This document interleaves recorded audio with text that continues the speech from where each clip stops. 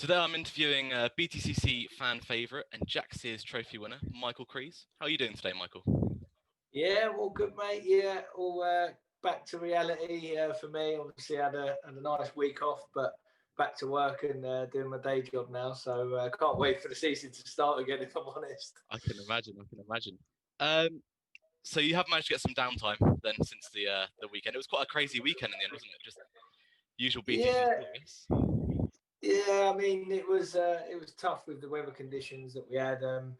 You know, it, the car is a very good car in the dry, and because it's a very stiff chassis. But when it comes to the rain and the wet weather, even when you soften it right off, you've got to hit a window, and it's quite a tough car to get it right in the wet. But yeah, it was a tough weekend for me. I only had one intention, and that was just to finish ahead of Cole Boardley or behind him. You know, as long as I was directly behind him, it wouldn't have mattered. And qualifying didn't go according to plan. 22nd, and I was sort of coming out of there thinking, this is going to be a bit harder than I thought. But as soon as the race got going, the car, I found my pace in the car. I caught Cole up, overtook him, and then he had a misfire, which they come on the radio and told me that it was happening because they could hear it as it went past the pit. So all I knew, I couldn't see anything in race one. My wind had steamed up. And I couldn't see anything. All I could manage to do is keep an eye on people's brake lights and just brake in a straight line on the middle of the track. I couldn't see the track left or right. Oh, wow. And so I managed to keep it on. I followed Centre Props around till the end. So then I knew I finished that race. I knew that I only needed 4 points in the second race to win the championship. So and then it went out in the second race, and it was good. At one point, I was absolutely flying. The car come alive. I set the fastest lap at one point. They come on the radio and said you're the fastest on the track, and then the next lap I put it in the gravel at Paddock,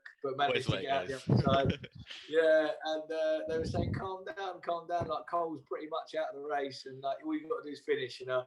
But I just wanted to finish on a massive high. And I actually caught Moffat and overtook him and then threw it off. And if I had passed Moffat, I would have started reverse grid pole. Would have been great for the final race of the year. But yeah, unfortunately, it weren't meant to be. But we won the championship, so it's good. Yeah.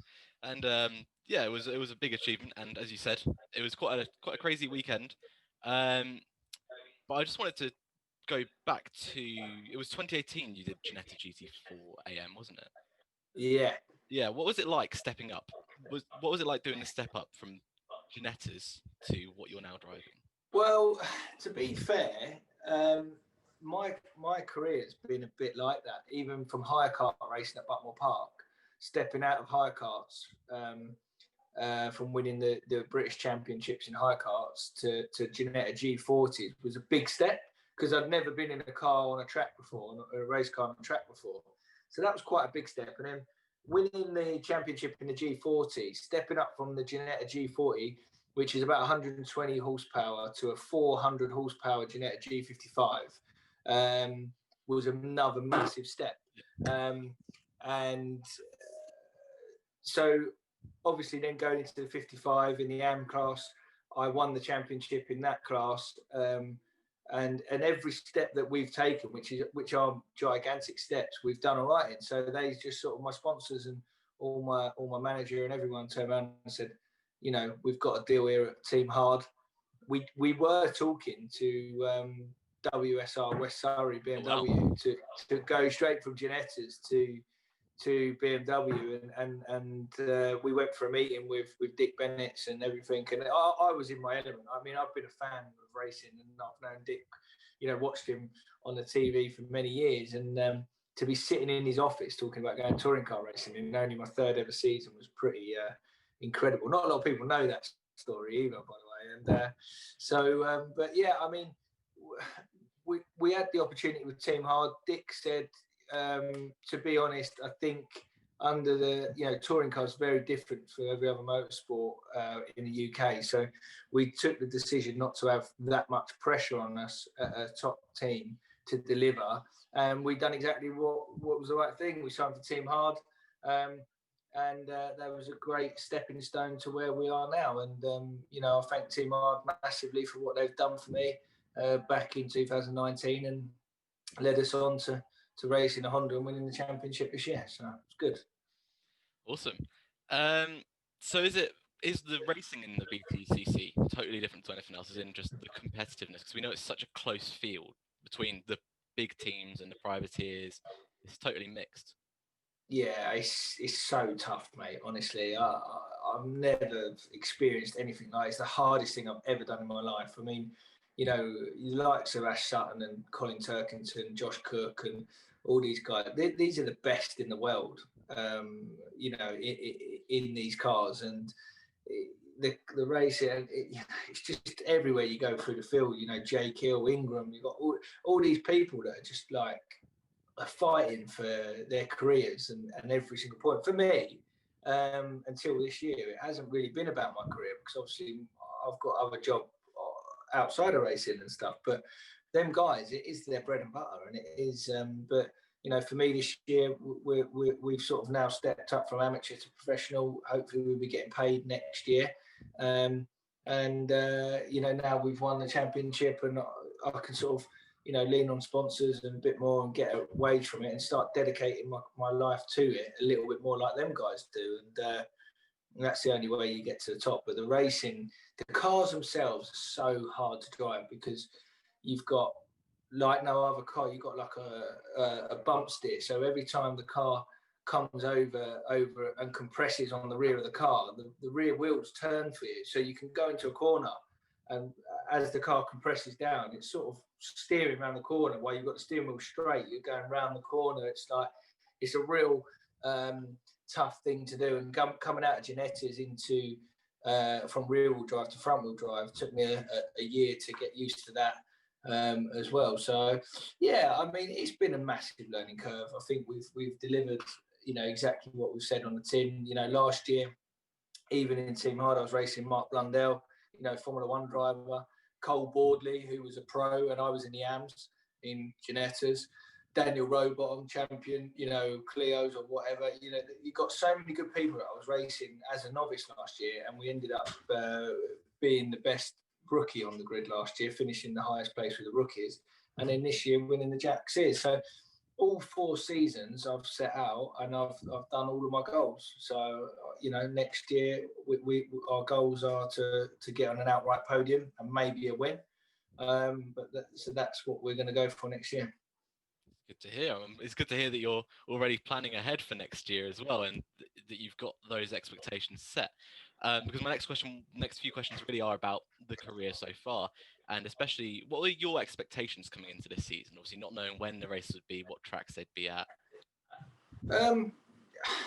This season was really.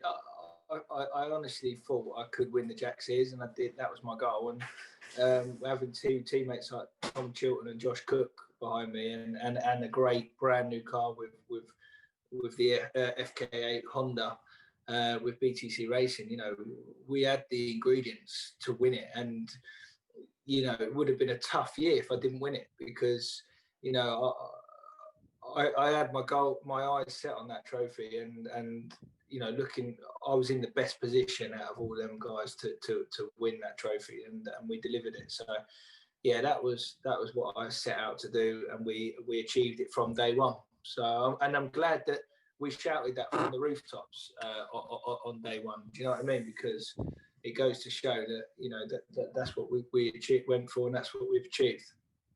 Yeah, and it was a massive season, especially compared to your rookie season was really good, you know, because rookies come into the sport and it's such a wild difference to all the other ones. What I was curious about as well as on track was in the paddock. Was it totally different, not having any fans there? Honestly, it was really bizarre. It was like, I don't know, it was just like, you know, you sort of get in the car and you go out the end of the pit lane, and normally you've got people like on the side, and I really noticed it last year, obviously being my first year. Like, so I was buzzing, I was in awe, like, oh look, these people are here like cheering me on and stuff. And I've got out the end of the pit lane and there's literally no one there. It's like a test day.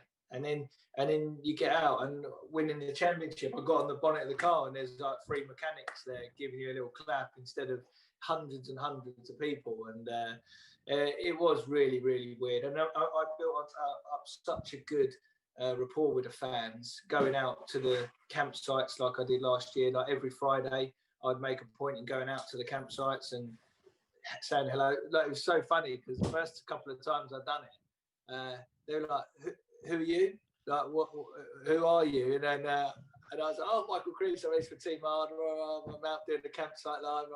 And they're all a bit like, "Who's this guy?" And then by the end of the season, I used to go to the campsite, like, 5-6 rounds in, and I used to go to the campsite, and I used to have, like, I don't know, 75 people following us around and getting involved and doing bits and pieces. And I dread to think what it's going to be like next year. As soon as the fans are allowed back, and I'm still going to go out and do the campsite lives and get involved with the fans even more so. And I dread to think what it's going to be like walking around the campsite now, because everyone's had a year of getting to know me, and then now a year of following me, and they can't be there. And the amount of support I've had this year through social media and everyone at that level, it's been incredible. And I just think when we go back, last thing I remember about the fans is that Brands Hatch's last race of the season, the two, the fans come in and they do the autograph session Yes. down the pit lane. The two queues was mine and Jason Plato's, and they went out and down the pit lane, so I'm intrigued to see the following we've got at the beginning of next year now, to see when the fans are allowed back in, to see what we've got behind us. I'm very hopeful fans will be back. Got tickets for Thruxton already, so Oh, brilliant! I've been twice. Went I can't remember what year it was. It was the year Alan Menu made his return, and then 2018, so year before. No, 2019 rather. I'm getting my years confused. 2019, yeah. 2019. And I didn't have a great time at Thruxton in 2019. This is my first ever time at the track, and I'd never even been there in a Ginetta or anything before, and it was my first time. And in touring car, it's a tough track to get used to, because you have to suck it up and go through Church and Goodwood and Noble, and there's some proper. I was 3.5 seconds off the pace in 2019, and this year I think I was 3/10 off of pole. So I found 3 seconds in me and the car and the team, and I think I'm really, that was probably my turning point of the season this year, was Thruxton. Being fighting with Matt Neal and Colin Turkington for 7th place was definitely the highlight for. I imagine it's quite surreal as well. Yeah, I mean, I've grown up supporting these guys, and watching them on the TV for many years, and paying to go and watch them, and now I'm out there like battling with them. It's a bit weird. It is a bit weird. Yeah, for sure. I mean, I can imagine it must have just been surreal to go from being a little bit further back, as you said, 3 seconds off, to being 3/10 off, and battling with these titans of the sport. So over the final standings, I worked out the other day. There's some approximates, but we won't include the decimal points because that's not important. I'm looking forward to this. You went from 26th rather to 17th in the final championship standings. Okay. Finished 22nd.3 recurring in 2019 compared to 14th.35 if we're going to go into the decimal.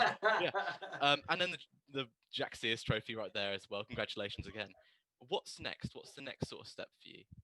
So, I think depending on where we're going to be, what team we're going to be with, I've got a meeting tomorrow with BTC Racing to talk about next year, and I'm hoping that we can do a deal there. But currently, I've got several offers from different teams. I mean, winning the championship this year and developing as a driver like I have done, I think, a lot of teams can see the commercial value in me with the fans and the media as well, and that's helped me get these offers on the table. So we're definitely going to be about next year, whether that's front-wheel drive, rear-wheel drive, I don't know yet.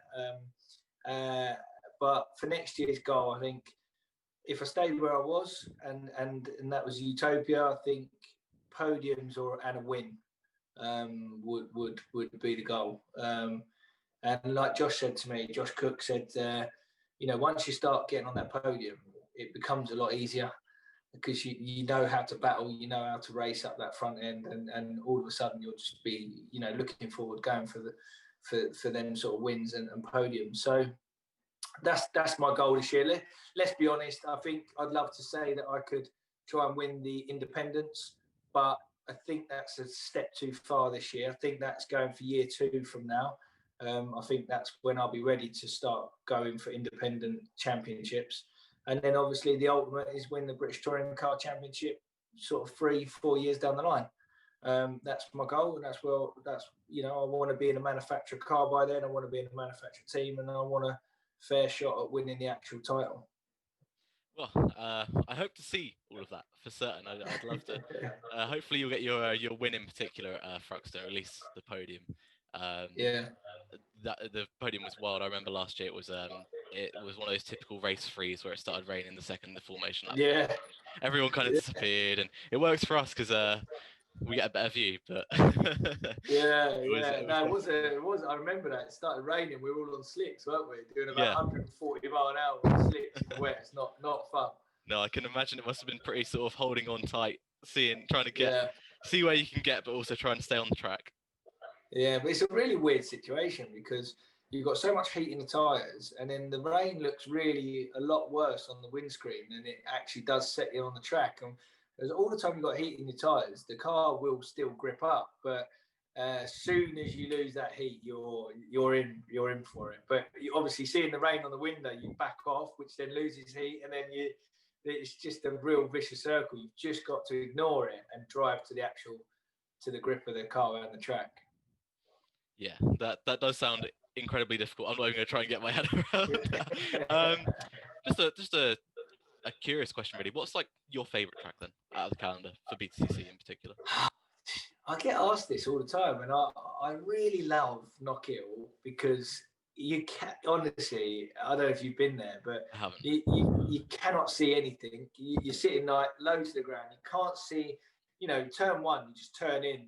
You pick your point and you just turn in, and then over the top, then you're down through the twisty bit, and then all of a sudden you're coming up the other side, you can't see anything, and you just literally point the car straight and go for it and see where you land. Like every time you come through, there's a different line, and then next corner you've got like a blind crest again, you can't see anything, then you've got a real tight hairpin that you've got to get the car right. So there's loads of stuff to do there at Knockhill, and it's quite exciting because I came up the brow of the hill, and Bushell and Jackson was stuck together right on the very crest, and I literally came up and just missed them this year, and I was, so it's got frills and spills and like stuff like that. But actual driving tracks, I like Donington.